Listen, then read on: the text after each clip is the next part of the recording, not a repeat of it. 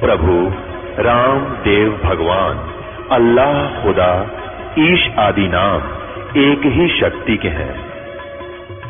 वो कैसा है, कहां है, कैसे मिलता है, किसने देखा है?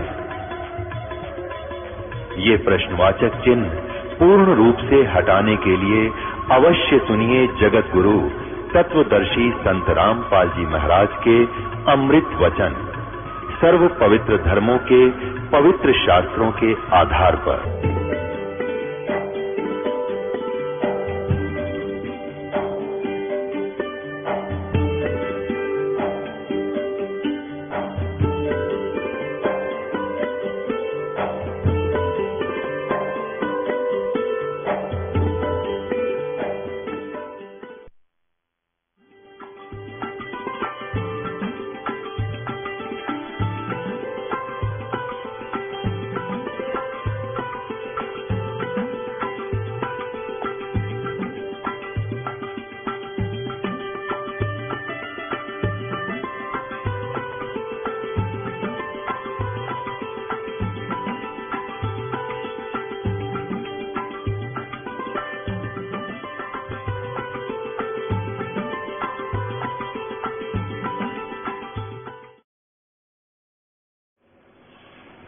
इनको मुश्किल माचली कि ये आर्य समाज के लोगों को, जनता को पता लगा कि तुम इतने गंदे शास्त्रों को बेच रहे हो तो तुम्हारी रोजी रोटी बंद हो जाएगी।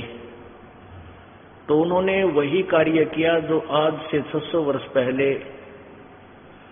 परमेश्वर कबीर जी के साथ उन नकली ब्राह्मणों ने किया था। राजा और प्रजा को भड़काया, झूठी साची लगाई, दुल्हा तो झूठ बोलता है, कबीर झूठ बोलता है। कहीं पर भी ब्रह्मा विष्णु महेश के विषय में किसी शब्द ग्रंथ में नहीं लिखा वो उनके माता पिता हैं, वो नासवान है, वो तो अजरो अमर है, अविनाशी है। ये दुल्हा झूठ बोलता है, ये वेदों को नहीं जानता है, ये संस्कृत भाषा नहीं जानता, इसलिए झूठा है, कपटी है। तो उस समय तो जनता के यह बात जच गई, भैया बात तो सच्ची हो सकती है कि कबीर जी संस्कृत भाषा नहीं जानते। लेकिन कबीर जी असंख्य ब्रह्मांडों के सर्जनहार। अच्छा, जैसे आप अपना कोई पिता है, माता है, कति अनपढ़ है, सारे बालका के नाम जाने, बच्चों के सारे बेटियां के जाने, और बच्चों के भी नाम जाने, कति अनपढ़ होते हुए, चाहे वो 50 है, उसके सारे के नाम बता देगा 1 मिनट में। उसमें संस्कृत की जरूरत है। उन बच्चों के नाम से संस्कृत में लिख लो, चाहे अंग्रेजी में लिख लो, तुम लिख लो, उसने तो वो बता ही दिए मेरे इतने बच्चे हैं, ये इतने मेरे संतान है, इतनी पुत्री, इतने इनके पुत्र।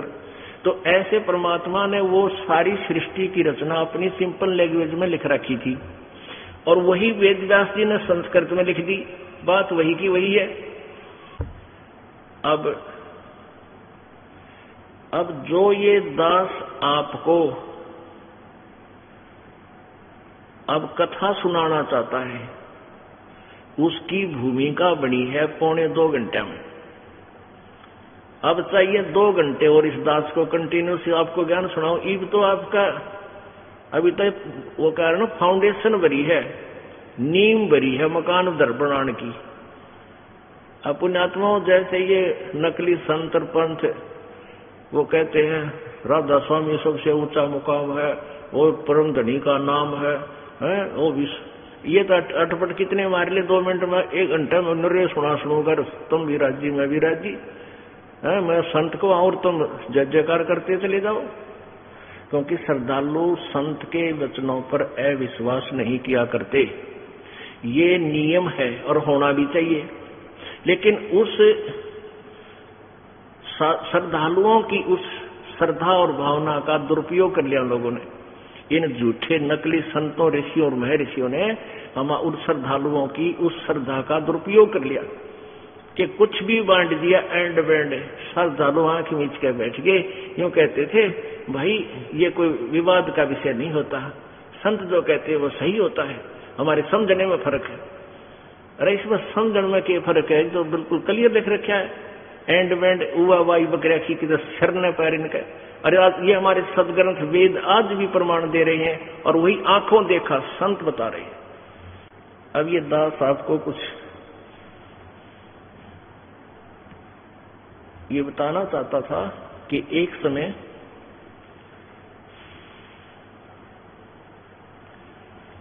पूर्ण परमात्मा जब कलयुग में आए, एक शिशु रूप धारण किया। लहर तारा तालाब बनारस काशी शहर के लहर तारा तालाब में कमल के फूल पर आकर सतलोक से चलकर आकर एक नवजात शिशु का रूप धारण करके वहां विराजमान हो गए कमल के फूल पे। वहां से नीरू नीमा नामक एक मुसलमान जुलाहा उठा के ले गई और आगे चल के वो परमात्मा जुलाहा कबीर और एक प्रसिद्ध कवि कबीर नाम से प्रसिद्ध हुआ। भगवान तो इन अनाड़ी संतों ने, नकली ऋषि महर्षियों ने भगवान तो प्रसिद्ध नहीं होने दिया, लेकिन कवि नाम से प्रसिद्ध अवश्य हो गया। अब वो परमात्मा अपनी श्रेष्ठ आत्माओं को आकर मिलता है, उनको ज्ञान देता है। ये कंसेप्ट क्लियर कर दिया पवित्र वेद ऋग्वेद ने। वैसे तो यजुर्वेद में भी है यही कथा, इसी तरह की बहुत अच्छे मंत्र हैं। और अथर्ववेद में तो बिल्कुल क्लियर कर रखे वो कबीर देव सारी सृष्टि का रचने वाला, सब सारी सृष्टि का जिसने दुर्गा भी की भी उत्पत्ति की, ब्रह्म की भी उत्पत्ति की, वो पूर्ण ब्रह्म कबीर है, कबीर देव है। तो वो चलकर आकर के किस किस को मिला, सबसे पहले आपको बताएंगे आदरणीय धर्मदास जी। एक बांधवगढ़ शहर है मध्य प्रदेश में, अब तो नहीं है, पहले बांधवगढ़ नाम का एक शहर था, अब तो खंडर हो रहा है। वो स्थान अब भी बांधवगढ़ कहलाता है, लेकिन वो खंडर क्यों हो गया? क्योंकि धर्मदास जी का एक पुत्र था, ज्येष्ठ पुत्र, इकलौता पुत्र नारायण दास, और वो था काल का भेजा हुआ दूत। काल को पता लग गया था कि ये कोई इसके आने वाले समय में इसके यहाँ कोई भी सत्यलोक का संदेश देने वाला आ सकता है। तो पहले ही अपना एजेंट पुत्र रूप में भेज दिया, और पुत्र में पिता का मोह गणा होता है। तो कबीर जी की वाणी को उस नारायण दास ने नहीं मानी थी, और फिर कबीर जी की कृपा से धर्मदास जी को एक और पुत्र हुआ था जब वो 60 साल की उम्र का हो चुका था। कबीर जी के आशीर्वाद से उसका नाम चूड़ामणि रखा था। चूड़ामणि के साथ नारायण दास ऐसे द्वेष रखता था। नारायण दास श्री कृष्ण का पुजारी रहा, नारायण, और वो चूड़ामणि जी वहां से छोड़कर उसको कुर्दमाल चले गए थे। उसके बाद वो पूरा का पूरा शहर ही खत्म हो गया था, खंडर हो गया था, नष्ट हो गया था, गर्क हो गया था। ये दास उसको आंखों देखकर आया है, 8-7 भक्तों के साथ गया था। पहले वो बहुत अच्छा शहर बना हुआ था, उसमें बांधवगढ़ शहर के अंदर धर्मदास नामक एक महापुरुष पुण्यात्मा लाला जी के घर जन्म था, सेठ के घर जन्म था। और इतना सेठ बताते हैं उनके दादा और पिताजी को कि उस क्षेत्र के नवाब पर राजा पर जब कोई प्राकृतिक आपदा आ जाती, अकाल गिर जाता या कोई फ्लड आ जाती, तो वित्तीय सहायता लिया करता था धर्मदास के दादा और पिताजी से, धन लिया करता था अपना राज चलाने के लिए। और कहने का भाव यह है कि इतना सेठ व्यक्ति, इतना धन वाला व्यक्ति फिर भगवान की सा धर्मदास जी को एक रूपदास नाम के हिंदू समाज, हिंदू ज्ञान आधार से गुरु रूपदास जी मिले। उन्होंने धर्मदास जी को बताया कि श्री राम श्री कृष्ण का जाप कर, शंकर भगवान का नाम जाप किया कर, सेंसर नामा विष्णु का जाप किया कर, गीता जी का नित पाठ किया कर, एकादशी का व्रत रखा कर, और 68 तीर्थ का स्नान कर, पुत्र तेरे को स्वर्ग प्राप्ति हो जाएगी, तेरा मोक्ष हो जाएगा। ये स्वर्ग प्राप्ति कोई मोक्ष मानते हैं?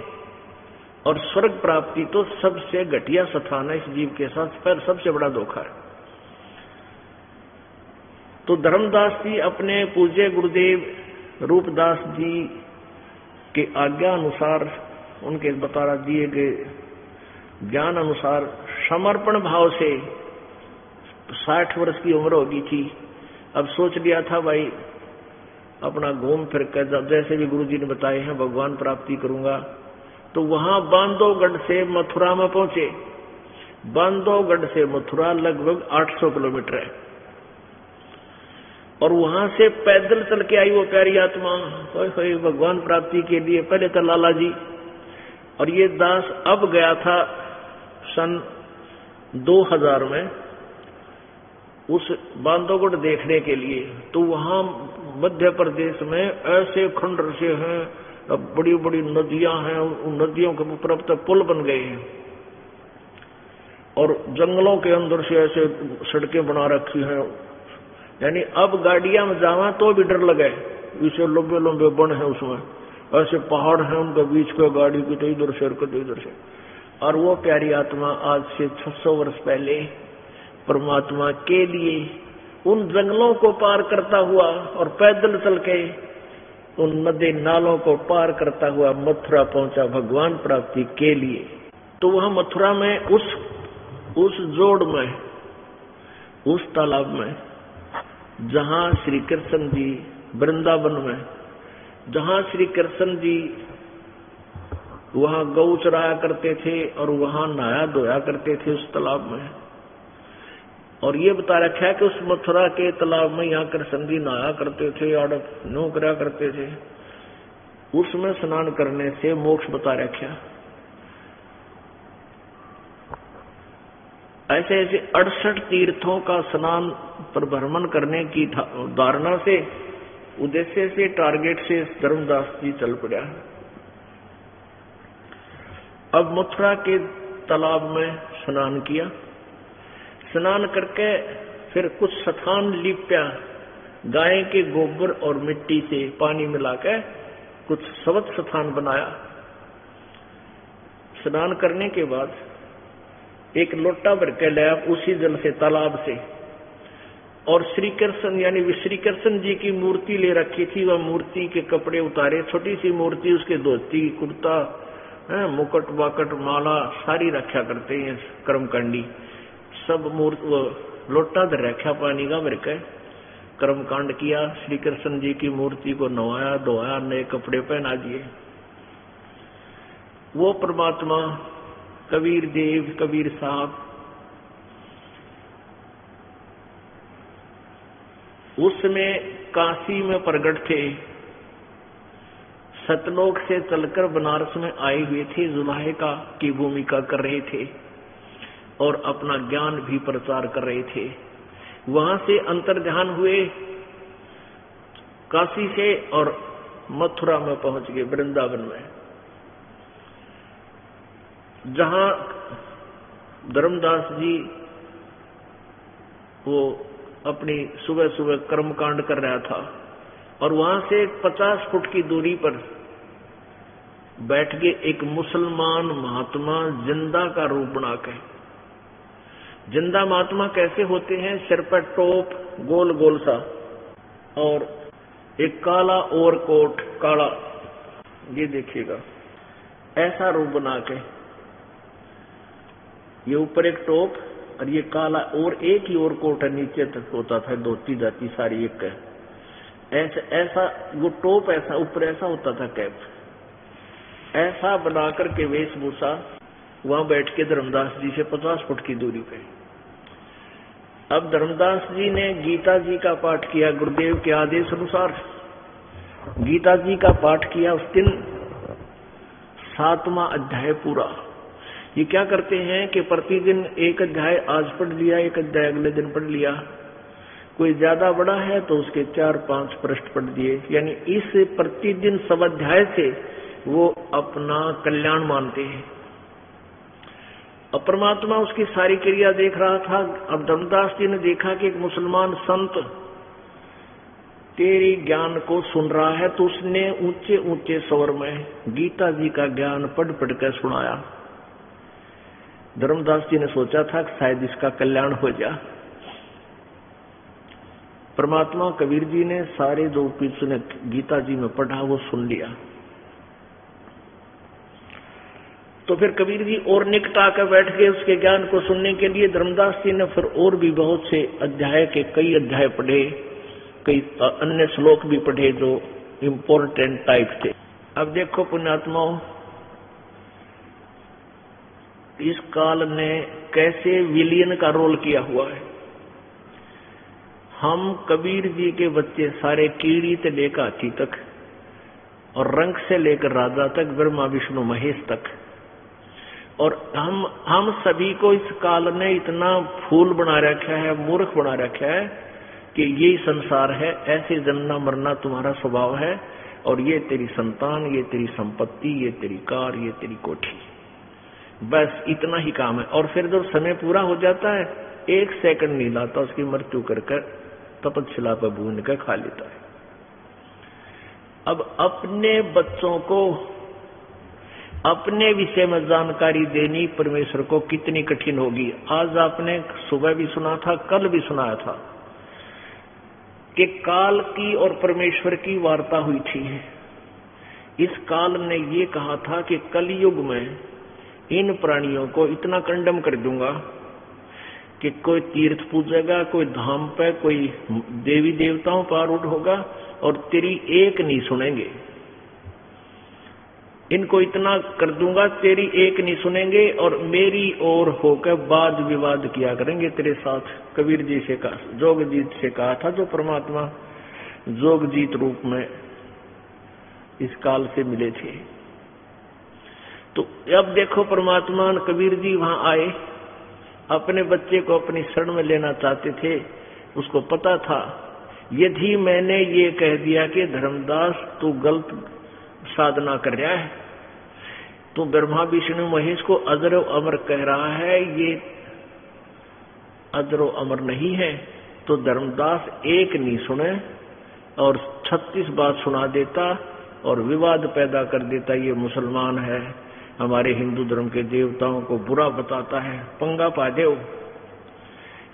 परमात्मा ने एक दास का रोल करा, निकट आकर बैठ गए। सारी जब उसने क्रिया कर ली, ज्ञान गुण पढ़ कर सुना दिया, तब परमात्मा बोले कि हे महात्मा जी, क्योंकि श्री रूपदास जी वैष्णव साधु थे, विष्णु जी के उपासक, और अब धर्मदास जी ने भी घर से जो है उस उपदेश ले रखा था रूपदास जी से, तो वैसा ही वेशभूषा बना रखी थी। वैष्णव जैसे विष्णु उपासक होते हैं ना भाई, ऐसे तिलक ला रखा था, गले में एक माला डाल रखी थी। वैष्णव साधु की पहचान थी, कंठी की एक माला, मतलब एक मणिये की माला। तो परमात्मा निकट जाकर बैठ गए, न्यू कहने लगे कि हे महात्मा जी, आपका ज्ञान मुझे बहुत अच्छा लगा, मुझे भी कुछ मोक्ष मार्ग बता दो। मैं बहुत संतों के पास घूम लिया, मुझे मेरी संतुष्टि नहीं हुई, आपका ज्ञान मुझे बहुत अच्छा लग रहा है, मुझे भी कोई ज्ञान बता दो, मेरा भी कल्याण हो जावे। अब धर्मदास जी ने सोचा भाई जिज्ञासु आदमी है, अब लागे बताना अपना वो होगा, अगर ना लागे कच्चा धुआं छोड़ना। क्या बताया कि मैं 68 तीर्थ का स्नान करता हुआ चल रहा हूं और मेरे गुरुजी रूपदास जी हैं वैष्णव परंपरा से, राम कृष्ण और शंकर भगवान विष्णु जी का हम जाप करते हैं और गीता जी का नित्य पाठ करने से जीव मुक्त हो जाता है, और एकादशी का मैं व्रत करता हूं। अब परमात्मा कहने लगे कि महात्मा जी नाराज मत होना, मैं कुछ शंका का समाधान चाहूंगा। धर्मदास जी बोले नहीं, बोल बोल, क्या कहना चाहता, बोल भगत। परमात्मा कहने लगे कि आप एकादशी का व्रत करने के लिए कह रहे हो, इसका कहीं प्रमाण है? कहने लगे नहीं, मेरे गुरुजी ने बताया है। कबीर जी ने कहा कि जैसे आप गीता जी पढ़ रहे हो, कहा जी, नित्य पाठ करते हो, नित्य पाठ करने से मोक्ष मानते हो, कहा जी बिल्कुल सही है, मेरे गुरुजी ने बताया है। ठीक है।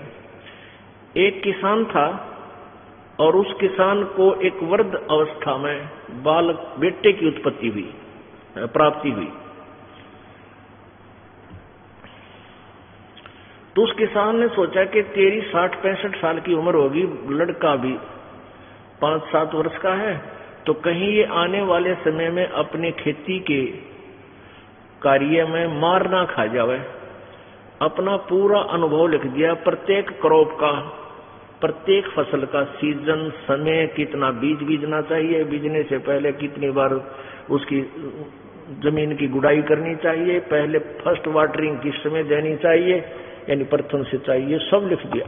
और अपने पुत्र से कहा, बेटा मेरी मृत्यु के उपरांत यदि तू विचलित हो जावे तो मेरे इस अनुभव का लाभ उठाना, इसको तू डेली पढ़ लेना, इसको पढ़ लेना, इससे आपको ज्ञान होगा। तो धर्मदास जी वो किसान की मृत्यु के बाद किसान का पुत्र उसमें लिखे हुए पूरे अनुभव को डेली पढ़ता है। आज कुछ पढ़ लिया, अगले दिन कुछ पढ़ लिया, और वो किसान ने जैसे उसको बता लिख रखा है उसके अंदर, उसके अनुसार अपनी खेती नहीं बो रहा है, नहीं क्रिया कर रहा है, तो किसान का पुत्र क्या वो फसल प्राप्त कर सकता है? तो धर्मदास तड़ाक से जी बोला कि नहीं जी, कभी नहीं कर सकता। उसने तो अपने पिताजी के ने जो लिख कर दे रखा अपना अनुभव, उसको पढ़कर उसी तरह सारा कार्य करना चाहिए, उसके विपरीत नहीं करना चाहिए। तो परमात्मा बोले, आपकी गीता जी में व्रत को मनाही की है। गीता जी अध्याय नंबर 6 के श्लोक नंबर 16 में। अब धर्मदास जी का तो कंठस्थ याद थे। हाँ, तो क्या है, क्या लिखा था उसमें? परमात्मा ने बताया है कि इसमें लिखा है, अर्जुन यह योग न तो अधिक खाने वाले का और न बिल्कुल ना खाने वाले का। बिल्कुल ना खाना, व्रत रखना। देखिएगा पवित्र गीता जी, इसके अनुवादक है श्री जयदयाल गोविंद का, गीता प्रेस गोरखपुर से प्रकाशित है ये। अध्याय नंबर 6 का श्लोक नंबर 16। अध्याय नंबर 6 श्लोक नंबर 16। हे अर्जुन, यह योग यानी साधना भक्ति न तो बहुत खाने वाले का और न बिल्कुल न खाने वाले का, अर्थात व्रत रखने वाले का, तथा न बहुत सोने वाले का और न ज्यादा जागने वाले का सिद्ध होता है। अब परमात्मा बता रहे हैं कि जिस गीता जी को तो नित्य पढ़े, और गीता जी में लिख रखा है व्रत नहीं करना, बिल्कुल ना खाना, व्रत करना। अब धर्मदास जी को जब जो ही ये बताया कि अध्याय नंबर 6 का श्लोक नंबर 16 में लिखा है कि यह योग न तो बिल्कुल न खाने वाले का और न ज्यादा खाने वाले का, ना ज्यादा सोने वाले का, ना घना जागने वाले का सिद्ध होता है, सिद्ध नहीं होता ये। अब धर्मदास का तो कंठस्थ याद थे श्लोक, ये सारा कुछ कहने लगे। हाँ, तुरंत खोल कर देखी, वही साथ ले रखे थे सारे ये गीता जी को। तो अब एकदम सिर मारा से सिर लाया, कहाँ बात तो ठीक है। एक बार ये दास सन 2004 में ऐसे राजस्थान के अंदर शहरों में शहर में जाके सत्संग कर रहे थे। तो उदयपुर शहर में हमने 4 दिन का सत्संग किया। तो उसमें हमने ऐसे प्रोजेक्टर नहीं था हमारे पास, टीवी था, और ऐसे कैमरे से हम उनको दिखा रहे थे, गीता जी में देखो ऐसे लिखा ऐसे लिखा है। सत्संग करने के बाद ये दास नीचे बैठ जाता था चारपाई पर, इसे 100-200 भक्त आते थे, वो अपना कोई शंका समाधान कराते तो आ जाते। तो वहां 5-4 भक्त आ गए, उनमें से एक रिटायर्ड प्रिंसिपल। अब इस दास ने जो गीता जी का अनुवाद सुनाया, 2-3 दिन वो सुनते रहे। तो एक retired principal, MA Sanskrit, PhD,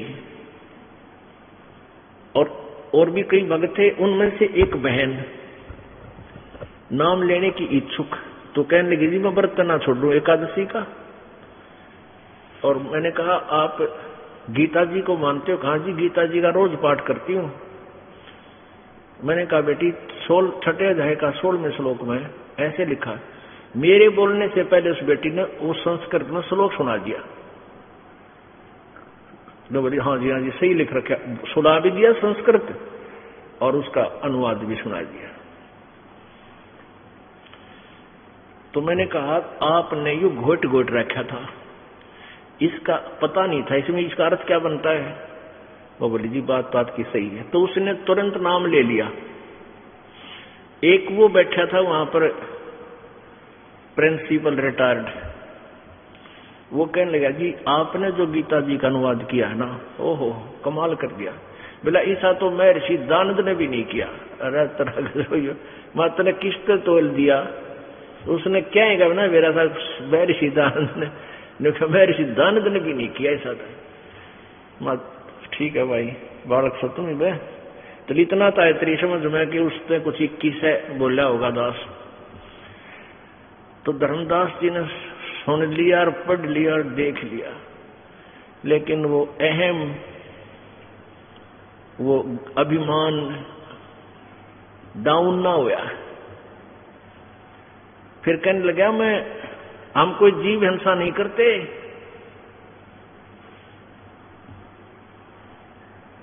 अब उसने सोचा, धर्मदास जी ने ये सोचा था कि यो मुसलमान और ये मांस खाते हैं, और इसने हमारे सदग्रंथों को पढ़ कैसे लिया, कहां से इसने ज्ञान ग्रहण किया, तो बात तो बताओ सच्ची।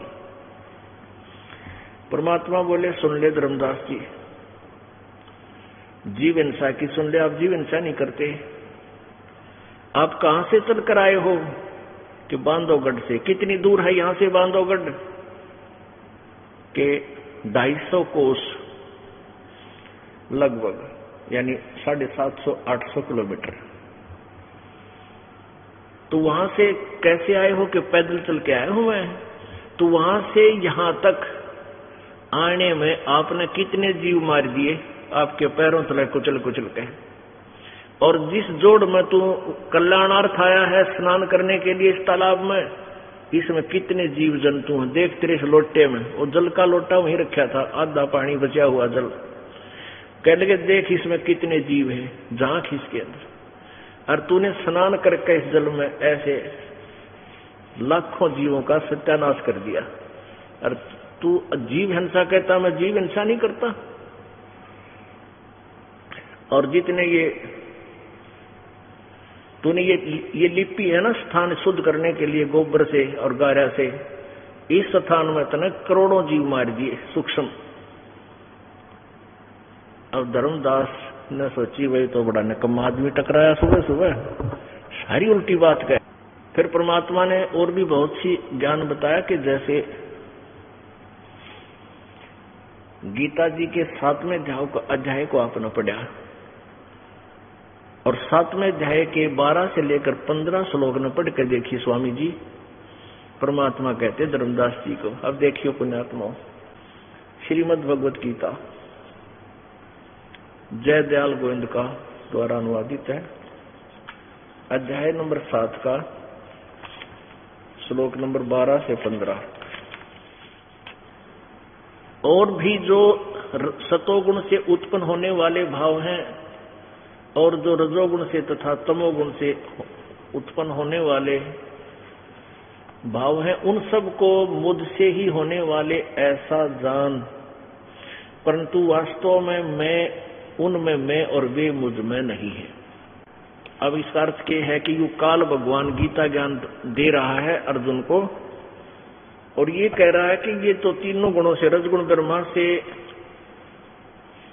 उत्पत्ति, सतगुण विष्णु से स्थिति और तमगुण शिव जी से जो संहार हो रहा है, इसका मुख्य कारण मैं ही हूं। क्योंकि इसने ही इनको ड्यूटी दे रखी है, अपने स्वार्थवश 1 लाख मानव शरीरधारी प्राणियों को इसने खाना पड़ता है, अपने तीनों पुत्रों को ये विभाग बांट रखे।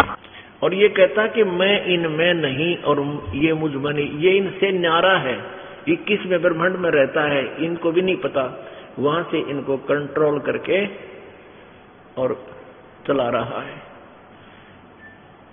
रजगुण ब्रह्मा है, सतगुण विष्णु, तमगुण शिव जी। यहां से कंसेप्ट क्लियर होकर इस गीता जी के ये 4 श्लोक आपकी समझ में आएंगे। देखिएगा।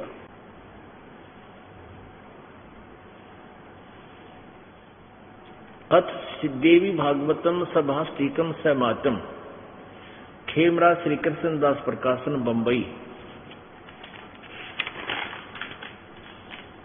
ये यहां से छपी है।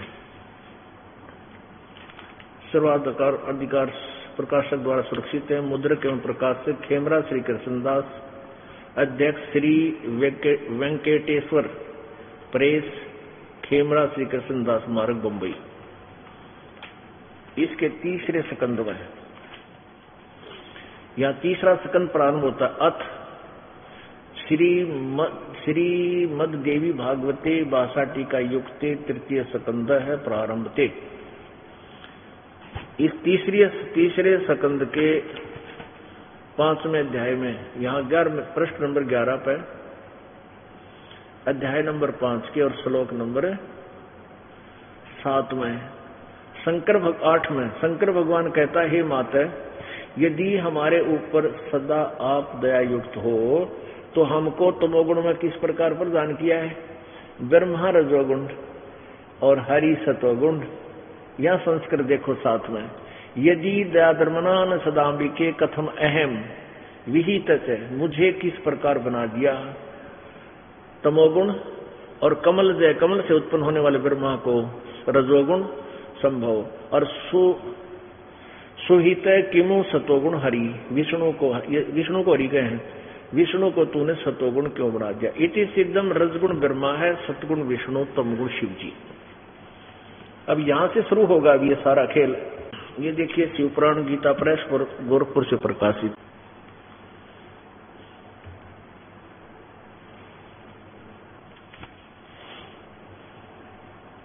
संपादक हनुमान प्रसाद पोदार, प्रकाशक है गीता प्रेस गोरखपुर, प्रकाशक है मुद्रक। इसके अब देखो 110 पृष्ठ पे ये कंसेप्ट क्लियर करना है कि ये काल कहता है ज्योति निरंजन कि ये रजगुण ब्रह्मा, सतगुण विष्णु, तमगुण शिव जी से जो कुछ भी हो रहा है ये इसका मुख्य कारण तो मैं ही हूं, लेकिन मैं इनमें नहीं, मैं इनसे न्यारा हूं। ये देखिए, ये है रुद्र संहिता अध्याय नंबर 9 और शिव महापुराण पृष्ठ 110 पे।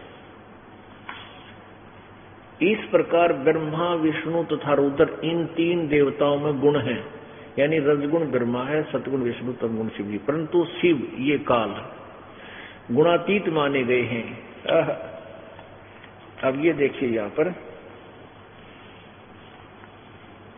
अब प्रश्न नंबर 101 पे, वे अपने सारे अंगों पर भस्म रमाए रहते हैं, उन काल रूपी ब्रह्म ने, ये काल रूपी ब्रह्म है जो सदा चौथा है, ये काल रूपी ब्रह्म।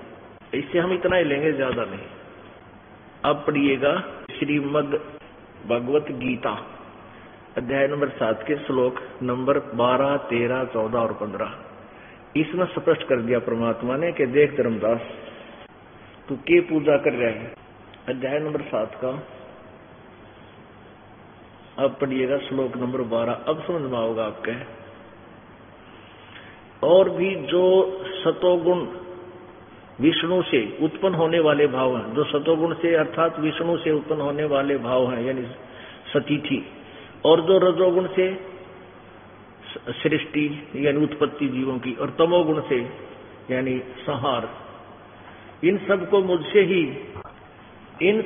मुझसे ही होने वाले हैं ऐसा जान, परंतु वास्तव में उनमें मैं और वे मुझ में नहीं। आगे देखो 13वें में, गुणों के कार्य रूप सात्विक, राजस और तामस, इन तीनों प्रकार के भावों से यानी ब्रह्मा विष्णु महेश के ऊपर इन भाव से सारा संसार यानी प्राणी समुदाय मोहित हो रहा है। ब्रह्मा विष्णु महेश तक ही सीमित है। इन तीनों गुणों से परे मुझ अविनाशी को नहीं जानता। इन ब्रह्मा विष्णु महेश से ऊपर मुझ ब्रह्म को नहीं जानता, काल को नहीं जानता। चौथा देखो 14वां अध्याय 7 का श्लोक 14, क्योंकि यह अलौकिक अर्थात अति अद्भुत त्रिगुणमयी मेरी माया, रजगुण ब्रह्मा, सतगुण विष्णु, तमगुण शिव जी द्वारा फैला गया जाल, ये बड़ा दुस्तर है, बड़ी खतरनाक है। परंतु जो पुरुष केवल मुझको निरंतर भजते हैं वे इस माया का यानी ब्रह्मा विष्णु महेश से ऊपर उठ जाते हैं, उल्लंघन कर जाते हैं। आगे देखो 15वां में, इस माया के द्वारा रजगुण ब्रह्मा, सतगुण विष्णु, तमगुण शिव जी, रजगुण ब्रह्मा, सतगुण विष्णु, तमगुण शिव जी रूपी माया द्वारा जिनका ज्ञान हरा जा चुका है, जो केवल ब्रह्मा विष्णु महेश तक ही सीमित है, इससे आगे किसी की बात सुनने को तैयार नहीं। वो आसुर स्वभाव, आसुर माने राक्षस, आसुर स्वभाव को धारण किए हुए मनुष्यों में नीच दूषित कर्म करने वाले मूढ़ मुझको नहीं भजते। ओहो, अब धर्मदास का कलजा बैठ गया, रे तेरा गजब हो यो तो भाई गलत आदमी टकरा गया। ब्रह्मा विष्णु महेश को नासवान बताता है और परमात्मा कहते हैं देख तेरी गीता में लिख रखा है। अब कैसे ये असुर स्वभाव के कहे गए हैं? एक समय हिरण्यकशिपु नामक एक साधक ने एक भक्त बनकर, एक ब्राह्मण कहो, भक्त कहो, संत कहो, साधक कहो, एक ब्राह्मण रूप धार कर यानी एक संत रूप, साधु रूप बनाकर ब्रह्मा रजगुण की भक्ति की और उससे सिद्धि प्राप्त की और फिर अपने ही पुत्र प्रहलाद का शत्रु हो गया, राक्षस कहलाया। कहते हैं हिरणा को छाती तड़वाई और ब्राह्मण बाणा इसे कर्म कसाई, वो तो भगत कवावा था और फिर इसे जुल्म करने लग गया। तो रजगुण ब्रह्मा जी का उपासक हिरण्यकशिपु राक्षस कहलाया, मनुष्यों में नीच, जो अपने बेटे का भी दुश्मन बन गया। अब बताओ उसमें भी इस घटिया और के इंसान होगा।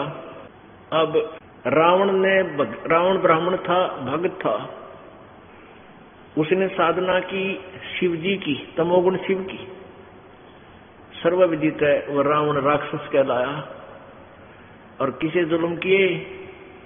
पर स्त्री यानी त्रिलोक के अंदर जैसे दुर्गा है, दुर्गा त्रिलोक की जननी मानी जाती है और उसी का अंश लक्ष्मी है।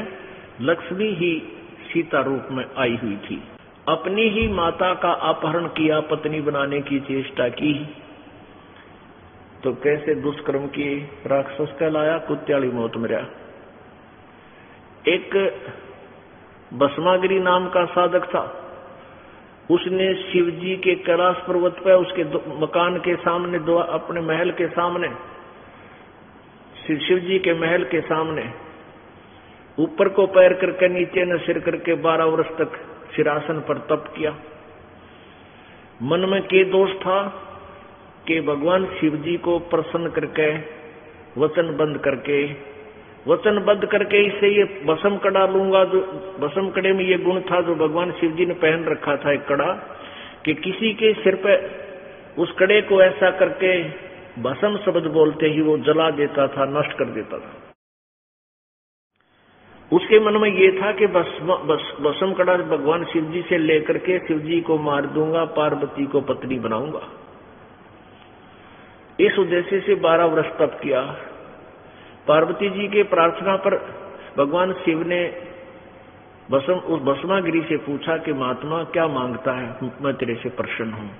भस्मागिरी ने कहा कि वचनबद्ध हो प्रभु, तब मांगू। भगवान शिव जी ने कहा भी ठीक है, वचनबद्ध हो गया, मांग के मांगता है कि ये कड़ा दे दो आपका भस्म कड़ा। भगवान शिव जी ने सोचा भी साधु संत है, जंगल में रहता है, कोई पशु पक्षी हिंसक पशुओं से बचने के लिए मांग रहा होगा, निकाल कर दे दिया अगले बच्चा। और जो ही उसके हाथ में कड़ा आया और खड़ा हो गया, कहने लगा ले ओले शंकर जी त्यार तुझे मारूंगा, हो होशियार, तेरी हत्या करूंगा और पार्वती को पत्नी बनाऊंगा। हा हा हा हा, उदांजरे का डेवे। अब शंकर भगवान ने बोला राधा दोस्त देखा भी तो बड़ा निकम्मा आदमी, युवती तेरे करे थारी बुद्धि देखा है। और हाथ में कड़ा दिखा दिया, शिव जी ने तो डांक ठोक दी। अब शिव जी भगवान आगे आगे और चेला वो उपासक पाछे पाछे। अब दोनों जा खखाट रहे थे जैसे झोटे के पीछे झोटा बाज लिया करे। अब पीछे आगे कहते हैं भगवान ने पार्वती रूप बनाकर उस भस्मागिरी को रोक लिया। पार्वती को देखते ही भस्मागिरी रुक गया। भगवान शिव जी की स्पीड ज्यों की त्यों। अब भस्मागिरी से पार्वती रूप में पार्वती ने कहा, भगवान ने पार्वती रूप में कहा कि आओ डांस करेंगे, मुझे डांस करके दिखाओ। भस्मागिरी कहने लगा मैं तो साधु संत भगत तपस्वी हूं, डांस करना मुझे नहीं आता। पार्वती बोली आजा मैं सिखाऊंगी तेरे थे। इस हाथ को ऐसे कर, और उस कड़े ने चौकस ले रख दे, कोई ले जाए इसने कड़े नहीं रखा, हाथ तो नीचे भी भस्म कड़े को। पार्वती के रूप में भगवान बोला इस हाथ को ऐसे कर, इस पैर को आगे कर, इस हाथ को ऊपर ला, और ऊपर कर, और ऊपर कर। जो शर्पा लिया ना वो कड़ाने वाली भस्म, वो भस्मागिरी मारा। अब वो भस्मा असुर कहलाया, भस्मासुर, शिव जी का तमोगुण का उपासक, अपने भगवान के प्रति दुश्मन और अपनी माता को पत्नी बनाने के उद्देश्य से वो तप करया। अपने आत्माओं देखना ये गीता जी कितना गुण ज्ञान दे रही है। अब एक कॉमन उदाहरण देते हैं आपको। एक बार अर्की पैड़ी पे कुंभ का पर्व हुआ, जैसे ईद हुआ था ये 13-14 अप्रैल का। ऐसा एक कुंभ का पर्व हुआ, बहुत पहले की बात है। तो उसमें ये सारे गिरी पुरी नागा कनपाड़े, ये शिव जी के उपासक, और वैष्णो साधु विष्णु जी के उपासक, ये वहां स्नान करने के लिए हर की पैड़ी पर, उस पर भी में नहाने के लिए उद्देश्य से वहां पहुंच गए 2 दिन पहले। और सभी अलग अलग अपने अपने समुदायों में इकट्ठे हो गए। स्नान करने के समय उनका हेड तो आगे चलता है, वो पीछे पीछे स्नान करने के लिए चलते हैं, अलग अलग हजारों की संख्या में, अपने अपने ग्रुप में। तो सबसे पहले नागा जाकर के हर की पैड़ी पर नहाने की तैयारी करने लगे। पीछे से विष्णु जी के सतगुण विष्णु के उपासक वो आगे। उन्होंने कहा कि नागाओ तुम नंगो, तुम पहले मत नहाना, पहले हम नहाएंगे, हम सर्वश्रेष्ठ हैं। ये नागा श्री विष्णु शंकर जी के उपासक तमोगुण के, वो कहने लगे नहीं, हम पहले नहाएंगे, हम सर्वश्रेष्ठ हैं, हम प्रथम स्नान करेंगे, हम त्यागी और बैरागी हैं, हम निइच्छा हैं, हम किसी वस्तु की चाह नहीं करते, हम वस्त्र भी नहीं रखते हैं। अब वैष्णव साधु कहने लगे तुम काहे के श्रेष्ठ हो, पशु की तरह नंगे फिरते हो, तुम नहाते ना, टट्टी के हाथ भी ना धोते, शरड फिरडो, उल्टे हो जाओ, नहीं तुमने तुम्हारी खैर नहीं है। अब वो तमोगुण के उपासक, उन पर इतनी टार कड़े उठे थी, जब वह मुंह फेर दिया, अब आ जाओ पहले तुमने संवारेंगे। अब मुक्कम मुक्का, लाठम लट्टा, बुड़कम बुड़का, तलवार काट ली और तीर मारे और कर्ब ठोकते एक दूसरे के, यानी 25,000 ये त्रिगुण उपासक, ये तीनों गुणों के उपासक वहां कटका भर गए। भगवान भी भूल गए, वह पर भी गई बाढ़ में, और आपस में इतने कत्लेआम हो गए, 25,000 मर गए कटके। वो गंगा का पानी लाल बना दिया, लाश तैर रही है उसमें। अब परमेश्वर कबीर जी की वाणी जो महिमा गरीबदास जी को प्राप्त हुई, वो क्या बताते हैं, तीर तुपक तलवार कटारी जमदड़ जोर बधावे हैं, हर पैड़ी हर हेत न जाना वाजा कर्ज चलावे हैं, काटे शीस नहीं दिल करुणा ये जग में साध कवावे हैं, जो जन उनके दर्शन को जावे उनको भी नरक पठावे हैं। कि हर पैड़ी हर हेत ना जाना, हर की पैड़ी कहो, और वहां स्नान करने से मोक्ष मान रहे हो, भगवान का भय भी नहीं रहा, ना परमात्मा में प्यार हुआ।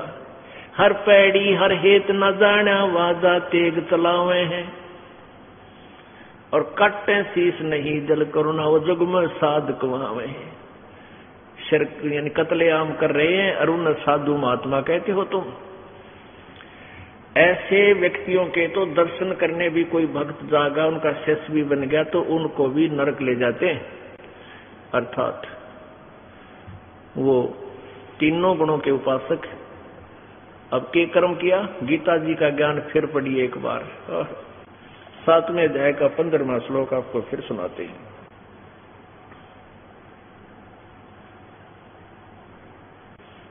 ये देखिए 15वां श्लोक। इस त्रिगुणमयी माया, ये त्रिगुणमयी मेरी माया बड़ी दुस्तर है। जो पुरुष मुझको निरंतर भजते हैं, ये माया का उल्लंघन कर जाते हैं, यानी इनसे ऊपर उठ जाते हैं, जो ब्रह्म साधना करते हैं। ये 14वें में है। 15वें में क्या लिखा है कि त्रिगुणमयी माया, रजगुण ब्रह्मा, सतगुण विष्णु, तमगुण शिव जी के द्वारा ही जिनका ज्ञान हरा जा चुका है, इनसे ऊपर वो किसी की साधना मानते ही नहीं, ना करते, ना सुनने को तैयार, इन्हीं की उपासना करते हैं। वो असुर स्वभाव को, राक्षस स्वभाव को धारण किए मनुष्यों में नीच और दूषित कर्म करने वाले मूढ़ लोग मुझको नहीं भजते। क्योंकि अब भजने के लिए कहा है, तो इसकी से सिद्ध है कि ब्रह्मा ये तीनों गुण भी भजने वाले हैं। अभी आपको कंसेप्ट क्लियर कर ही दिया कि रजगुण ब्रह्मा है, सतगुण विष्णु, तमगुण शिव जी। पुण्यात्माओं, जैसे हमने लोक वेद के आधार से श्री राम, श्री कृष्ण जी, श्री ब्रह्मा, श्री विष्णु जी, श्री शंकर जी, इनको पूर्ण परमात्मा मान रखा था और इनके बारे में लोकवेद इतना सुन रखा था, 1 से 2 से 1000 से 10,000 से लाखों से एक ही टाइप की कथा सुन रखी थी। तो हमें कोई डाउट नहीं था कि ये भगवान को ना, हमें ये ज्ञान ये भी कोई डाउट नहीं था कि ये ब्रह्मा विष्णु महेश अविनाशी को ना, अविनाशी नहीं है। हम इससे भी ये कोई शक नहीं था, कोई शंका ही नहीं थी।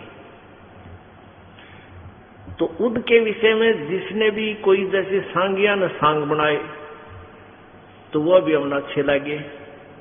किसी ने कथा सुनाई सुदामा और कृष्ण की, वह भी अच्छी लगी।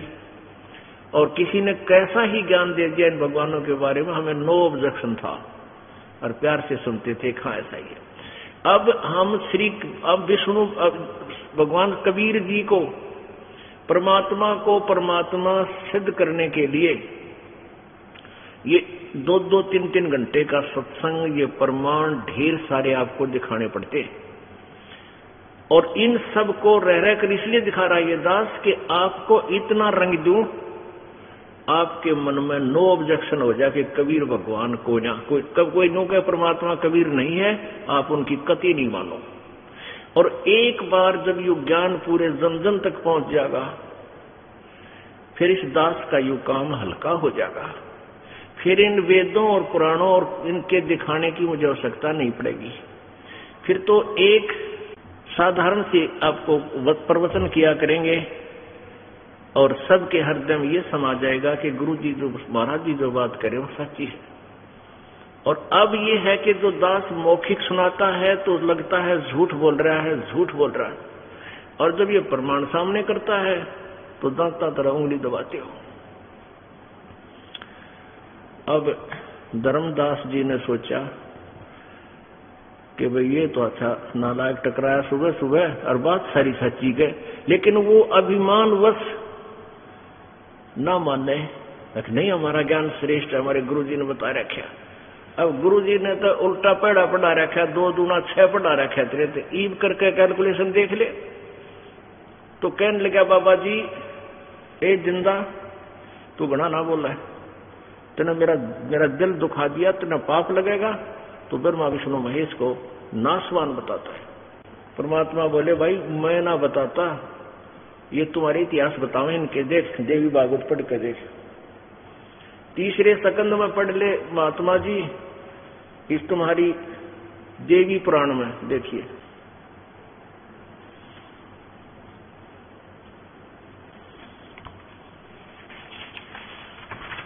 ये है देवी भागवत महापुराण, संपादक हनुमान प्रसाद पोदार, चिमनलाल गोस्वामी, और गीता प्रेस गोरखपुर से प्रकाशित है। इसके 123 पृष्ठ पे अब लाला जी ने खोल लिया वो। देवी भागवत और निकाला तीसरा सकंद 123 पृष्ठ। भगवान विष्णु कह रहे हैं तुम शुद्ध स्वरूपा हो, यह संसार तुम्ही से उद्भासित हो रहा है। मैं ब्रह्मा और शंकर हम सभी तुम्हारी कृपा से विद्यमान हैं। दुर्गा अपनी माता की स्तुति कर रहे हैं विष्णु जी।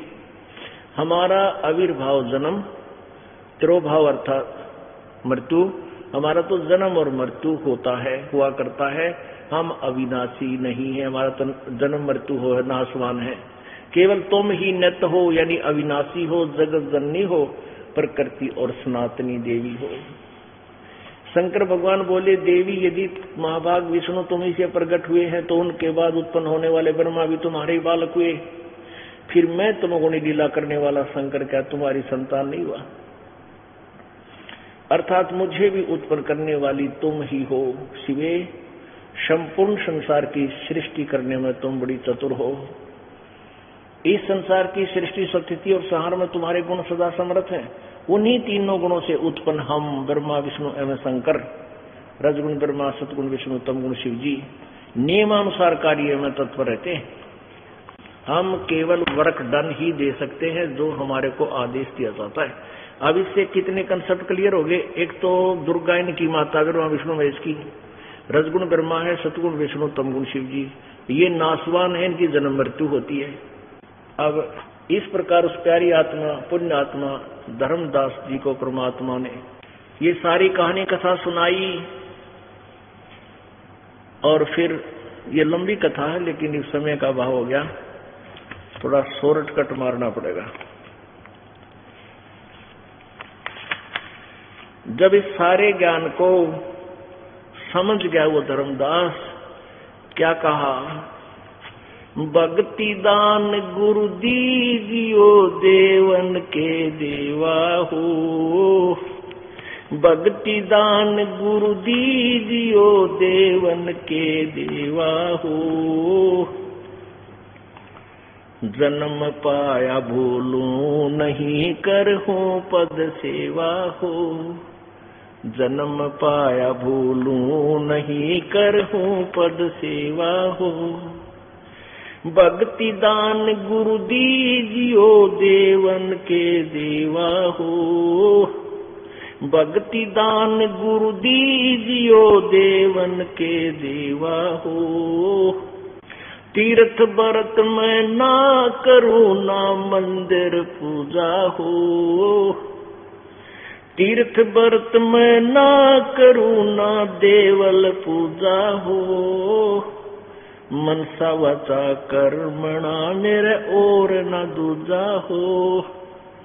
मनसा वाचा कर्मणा मोरे और न दूजा हो। भक्ति दान गुरु दीजियो देवन के देवा हो। भक्ति दान गुरु दीजियो देवन के देवा हो। जन्म पाया भूलूं नहीं करहूं पद सेवा हो। जन्म पाया अष्ट सिद्धि और 9 निधि बैकुंठ का वासा हो। अष्ट सिद्धि और 9 निधि बैकुंठ का वासा हो। सो मैं तुमसे नहीं मांगता सब थोथरी आशा हो। सो मैं तुमसे नहीं मांगता सब थोथरी आशा हो। भक्ति दान गुरु दीजियो देवन के देवा हो। भक्ति दान गुरु दीजियो देवन के देवा हो। जन्म पाया भूलूं नहीं करहूं पद सेवा हो। जन्म पाया सुख संपत्ति परिवार धन और सुंदर नारी हो। सुख संपत्ति परिवार धन और सुंदर नारी हो। सपने में इच्छा ना करूं गुरु आने तुम्हारी हो। सपने में इच्छा नहीं करूं गुरु आने तुम्हारी हो। भक्ति दान गुरु दीजियो देवन के देवा हो। भक्ति दान गुरु जन्म पाया भूलू नहीं करहूं पद सेवा हो। जन्म पाया धर्मदास की विनती समर्थ चित दीजय हो। धर्मदास की विनती समर्थ चित दीजो हो। यो आना जाना निवार के अपना कर लीजो हो। ये आवन जावन निवार के अपना कर लीजो हो। भक्ति दान गुरु दीजियो देवन के देवा हो। जन्म पाया भूलू नहीं करहूं पद सेवा हो। धर्मदास की विनती समर्थ चित दीजो हो। धर्मदास की विनती समर्थ चित दीजो हो। यो आना जाना निवार के अपना कर लीजो हो। यो आवन जावन निवार के अपना कर लीजो हो। भक्ति दान गुरु दीजियो देवन के देवा हो। भक्ति दान गुरु दीजियो देवन के देवा हो। जन्म पाया भूलू नहीं कर हूँ पद सेवा हो। सत साहिब।